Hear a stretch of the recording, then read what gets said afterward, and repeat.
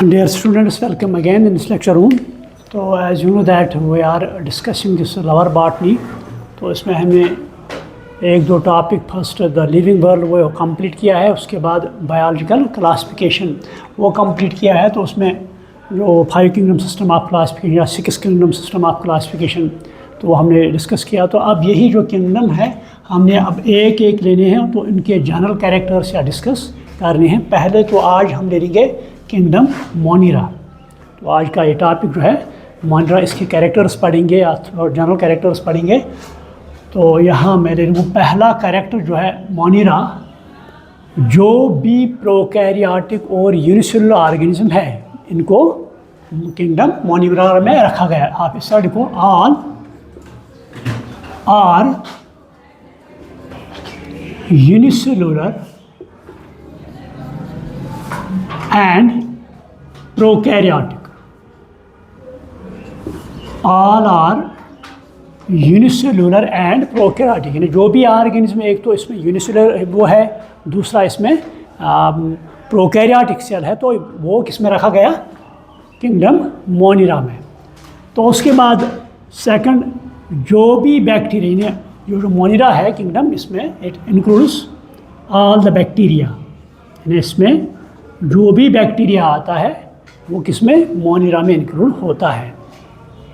तो अगर आपको याद होगा तो ये बैक्टीरिया जब हमने वो 3 डोमेन क्लासिफिकेशन पढ़ाई तो उसमें मैंने बताया वो जो था उसने लाइफ को 3 डोमेन्स में क्लासिफाई किया। वन का was called as archaea, second was called as eubacteria, then eukaryota. तो उसमें मैंने वो पढ़ाया आपको जो आर्की बैक्टीरिया, यानी जो बैक्टीरिया हैं they are of 2 types. One is called as archaebacteria, archaebacteria आप ये लिखो, first type is archaebacteria. Second type इसमें आता है that is called as eubacteria. तो आर्की बैक्टीरिया जो है these are also called as ancient bacteria.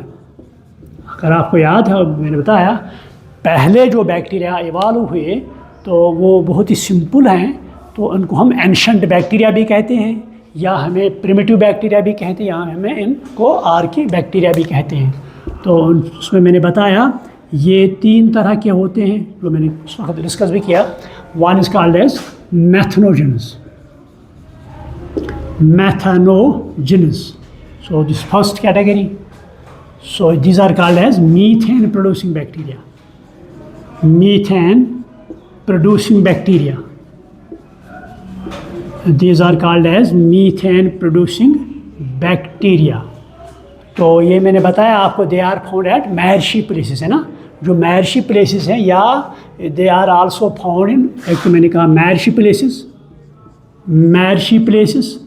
Second in the gut of cattle, मान लो काऊ है, बिफलो है, इनके गट में ये बैक्टीरिया पाए जाते हैं। तो यही वजह है कि जो काऊ डंग है, तो ये काऊ डंग बाद में सुखाने के बाद, इसको ड्राई करने के बाद गोबर गैस प्लांट में लिया जाता है, वहाँ उनसे गोबर गैस प्रोड्यूस किया जाता है जो हमें किचन में पकाने के लिए इस्तेमाल होता है। तो these are called as methanogens. Second type जो इसमें आता है they are called as halophiles, halophiles. तो मैंने ये जो हेलोफाइलस है, halo means salt, salt loving, यानी ये बैक्टीरिया उस हैबिटेट में पाए जाते हैं जहाँ पर साल्ट की कंसंट्रेशन बहुत होती है, that is why they are called as halophiles. तो थर्ड टाइप्स में आती है that is called as thermo acidophiles. तो यहाँ पर 3 टर्म्स है, thermo means heat, acido means acid, phile means loving, यानी जहाँ पर जिस हैबिटेट में एक तो हॉटनेस हो वहाँ पर, सेकंड तो वहाँ पर एसिडिक कंडीशन हो, तो उसमें ये बैक्टीरिया पाए जाते हैं। मिसाल के तौर पर जो है हॉट स्प्रिंग्स जो होते हैं ना, हॉट स्प्रिंग्स, तो वहाँ पर ये बैक्टीरिया तो पाए जाते हैं। They can remain alive 80 to 90 degree Celsius of temperature. तो ये किस में आते हैं? आर्की बैक्टीरिया में। So they are very primitive or ancient bacteria. Clear? तो सेकंड टाइप ऑफ बैक्टीरिया जो आते हैं they are called as eubacteria. तो यू बैक्टीरिया में यहाँ पर these are also called as modern bacteria. आप लिखो these are called as modern bacteria. ये जो यू बैक्टीरिया हैं these are called as modern bacteria number 1। तो इनमें दे इंक्लूड नंबर 1, आप लिखो they include number 1 photosynthetic bacteria. Photosynthetic bacteria first class commerce they are called as photosynthetic bacteria आते हैं इसमें। या मैं कहूँ ऑटोट्रॉपिक बैक्टीरिया भी आते हैं इसमें। ऑटो या इस तरह मैं कहूँ फर्स्ट यहाँ मैं लिखूँ ऑटोट्रॉपिक बैक्टीरिया। ऑटोट्रॉपिक बैक्टीरिया जो फूड मटेरियल बनाते हैं। तो इसमें 2 कैटेगरी आते हैं, एक तो photosynthetic bacteria, second called as chemosynthetic. आप ये लिखो कीमोसिंथेटिक बैक्टीरिया। सिंथेटिक बैक्टीरिया तो इसमें 2 तरह के बैक्टीरिया आते हैं। One is called as photosynthetic. Photosynthetic bacteria जो होते हैं तो ये यहाँ पर फोटोसिंथेसिस कैरी करते हैं। तो इनमें क्लोरोफिल होता है, that chlorophyll same as higher plants. ये पॉइंट लिखो, कभी के ये ऑब्जेक्टिव आ सकता है, नीट में भी आ सकता है। The chlorophyll present in photosynthetic bacteria that is या द क्लोरोफिल ए। आप लिखो the chlorophyll A present in photosynthetic bacteria that is similar to chlorophyll of higher plants. That is similar to the chlorophyll of higher plant. जो higher plants है इनमें भी ये chlorophyll they are similar. Clear? ये point आ सकता है NEET में भी ऑब्जेक्टिव। तो ये जो similar to chlorophyll of higher plants. Chlorophyll of higher plants. तो ये जो फोटोसिंथेटिक बैक्टीरिया जो है these are also called as blue green algae. आप लिखो these are also called as blue green algae. इनको हम बिलीव ग्रीन एल्गी भी कहते हैं। These are called as blue green algae और they are also called as cyanophytes. Cyanophytes या cyanobacteria. सियानोबैक्टीरिया तो आप इनको 3 नामों से पुकार सकते हैं। One is called as blue green algae, second is called as cyanobacteria और सियानोफाइट्स। क्लियर? तो ये बैक्टीरिया जो होते हैं ये तो या सिंगली या सिंगल सेल होते हैं। आप लिखो either they be found single cell या तो ये कॉलोनीज में होते हैं, या ये सिंगल सेल होंगे या तो ये कॉलोनीज में होंगे, या ये फिलामेंटस बना सकते हैं। फिलामेंट बना सकते हैं। फिलामेंटस मान लो यहाँ पर एक बैक्टीरिया सिंगली हो सकता है। सेकंड मैंने कहा कॉलोनी, ये तो बहुत से बैक्टीरिया आते हैं, a number of bacteria come together. तो ये बाहर से एक जिलेटिनस म्यूसिलिस सब्सटेंस प्रोड्यूस करते हैं। ये दिस कॉल्ड एज शीथ या जिलेटिनस शीथ भी से कहते हैं। This also called as gelatinous sheath. तो इसमें ये सारे के सारे बैक्टीरिया प्रेजेंट होते हैं। दिस कॉल्ड एज कॉलोनी, इसे हम कॉलोनी कहते हैं। ठीक?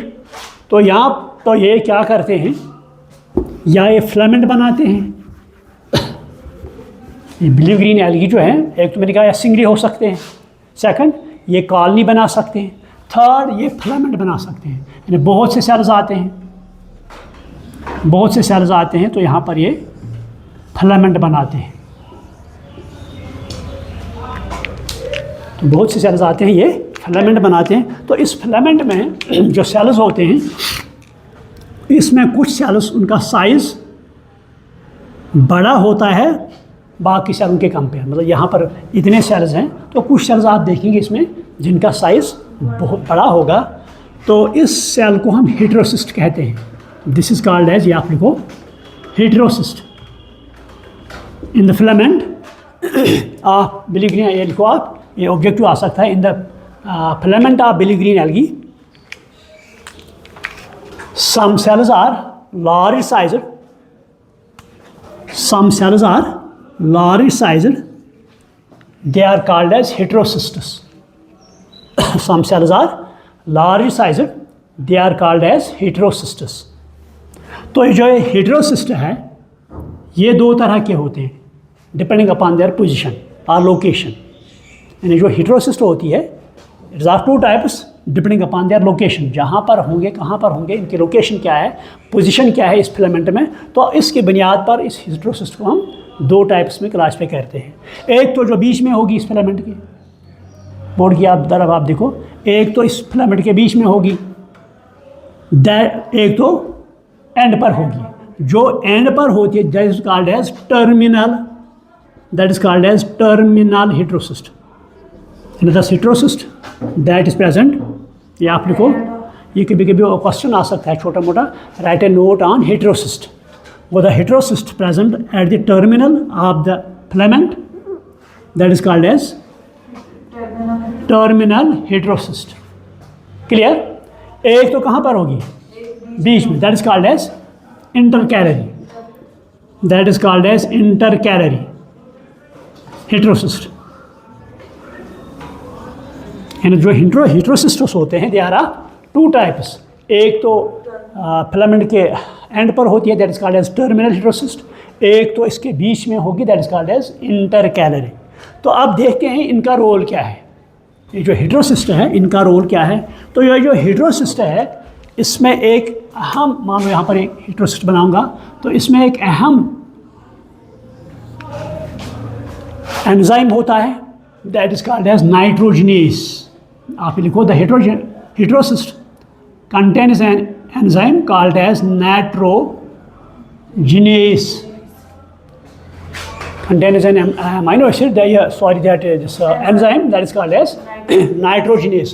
तो ये nitrogenase जो है it carries nitrogen fixation. आप लिखो it carries nitrogen fixation.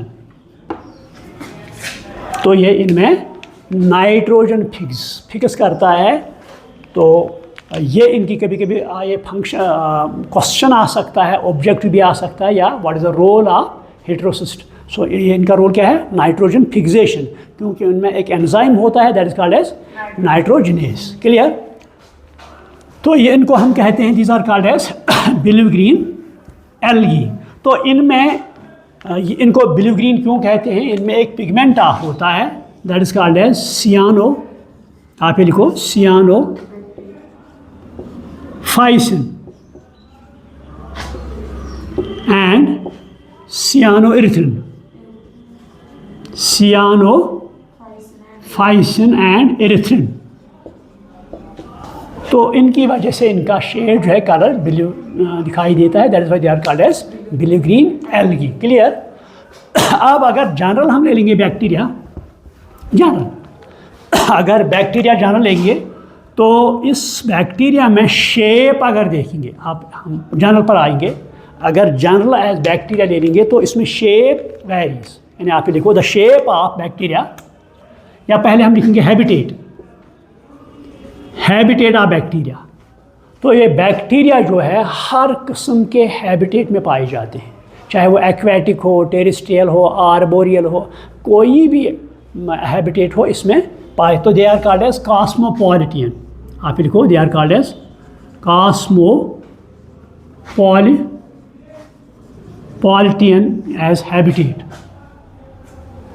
Cosmo means, politan means they are found everywhere. अगर हम मतलब स्पून की या मिट्टी ले लेंगे एक हाथ में, इसमें there will be hundreds of bacteria will be present in that soil.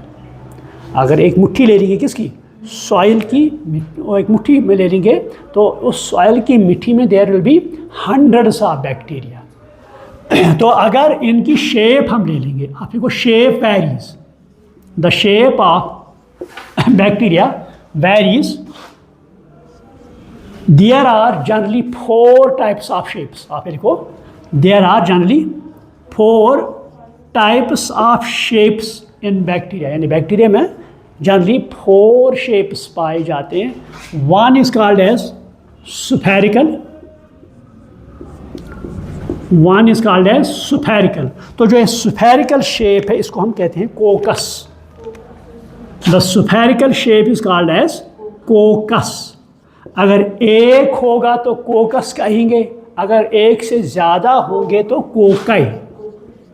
ठीक, अगर एक से ज़्यादा बैक्टीरिया होंगे they are called as coccus, इकोकाई। मान लो यहाँ पर एक बैक्टीरिया है, इसका called as monococcus, called as monococcus. ठीक, अगर दो यहाँ होंगे डिप्लोकोकस हम यहाँ कहते हैं। ठीक, डिप्लोकोकस।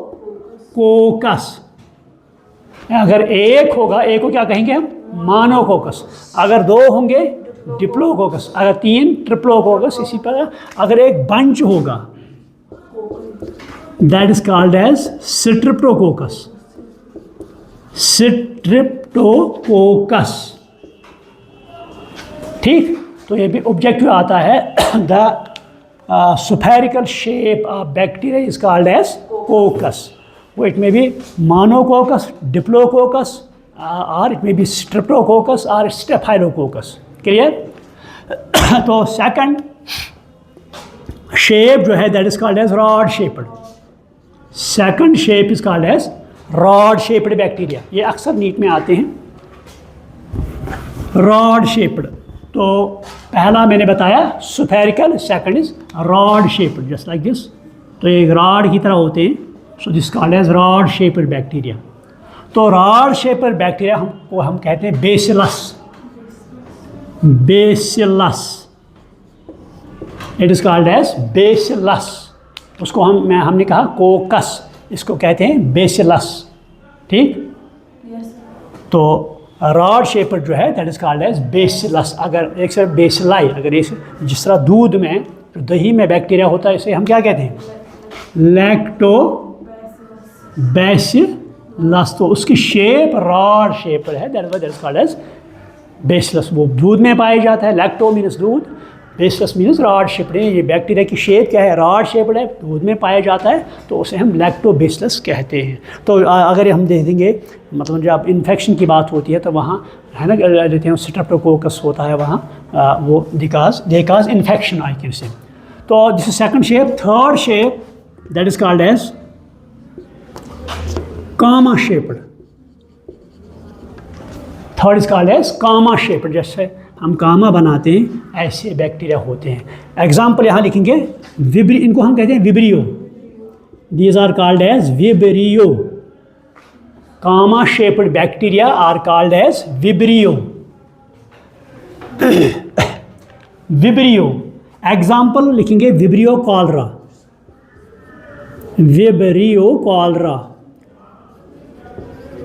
जो कॉलरा एक डिजीज़ है that is caused by bacteria, that bacteria is called as vibrio cholera. तो इस शेप को हम कामा शेप या विब्रियो कहते हैं। ठीक, तो last one is called as spiral, spiral shaped. ठीक, तो फोर्थ शेप क्या है, स्पाइरल, ऐसे स्पाइरल शेप्ड। इसे हम स्पाइरलम कहते हैं, spirillum. And those bacteria which have spiral shape, they are called as spirillum. So these are 4 types of shapes.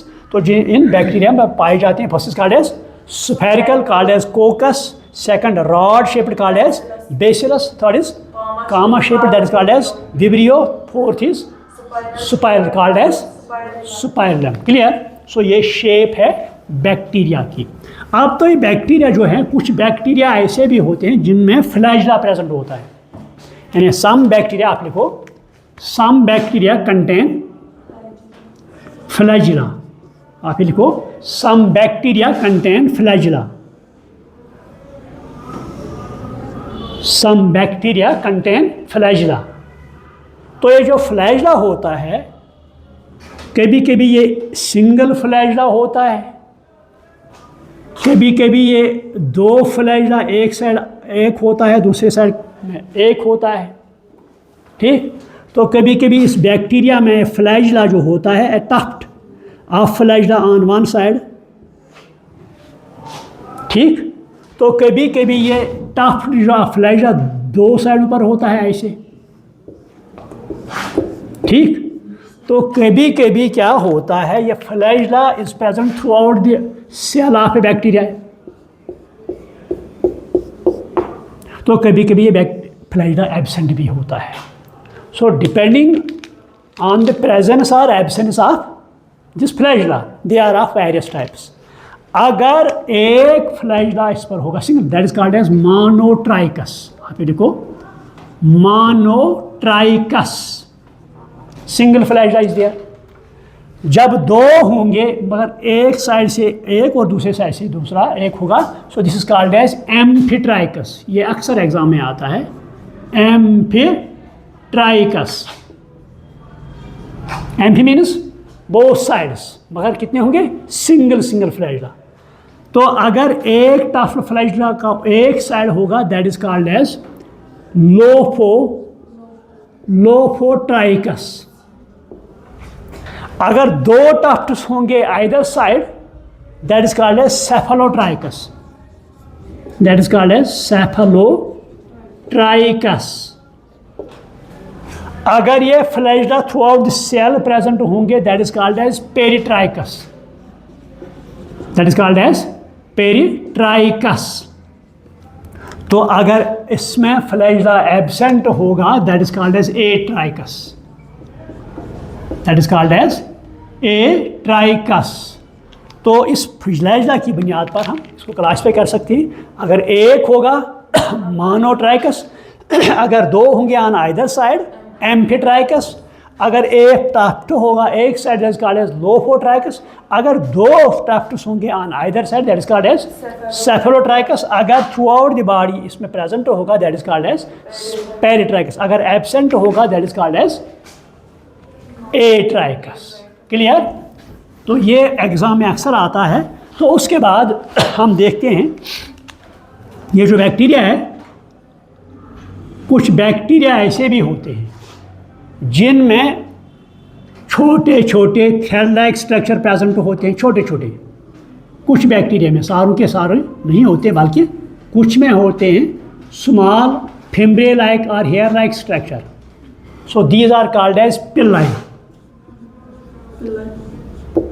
these are called as pili. So in some bacteria, minute thread-like structures or fimbriae-like structures.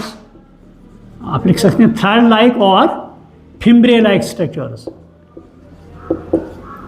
throughout the body. These are called as pili. तो इनको हम sex pili भी कहते हैं. These are called as sex pili also. तो अगर एक ले लेंगे तो एक को हम पिल्लस कहते हैं,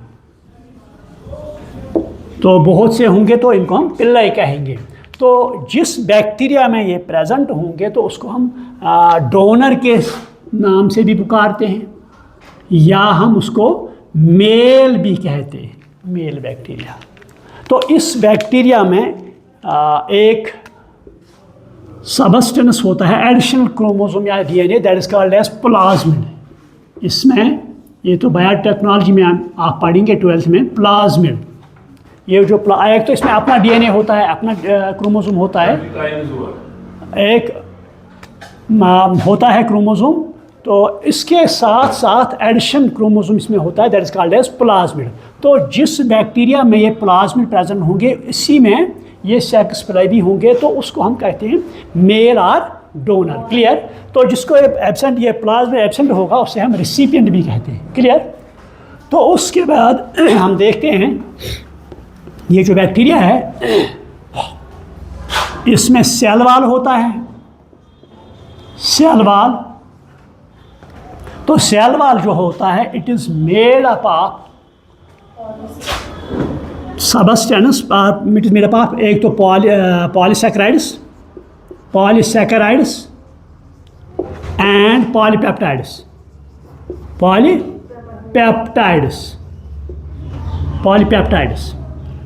तो इसको हम ग्लाइकोपेप्टाइड भी कहते हैं, जिसको कॉल्ड एज ग्लाइकोपेप्टाइड भी कहते हैं, या this is also called as murein. ये अक्सर ऑब्जेक्टिव आता है, म्यूरिन। ये जो सेल वॉल है, इसे म्यूरिन भी कहते हैं, क्योंकि ये एक ग्लाइकोपेप्टाइड का बना हुआ होता है, यानी एक तो ग्लूकोज का बना हुआ होता है, दूसरा अमीनो एसिड्स का। तो इसलिए हम ग्लाइकोपेप्टाइड या polysaccharide as well as polypeptide का बना हुआ होता है। तो ये सेल वॉल जो है, तो कुछ बैक्टीरिया ऐसे जिनमें बहुत ही स्ट्रांग होता है, तभी तो वो हार्ट स्प्रिंग में पाए जाते हैं। तो मेरे ख्याल में क्लास का टाइम जो है ओवर हुआ है, तो कल इसको हम कैरी करेंगे। So thank you very much.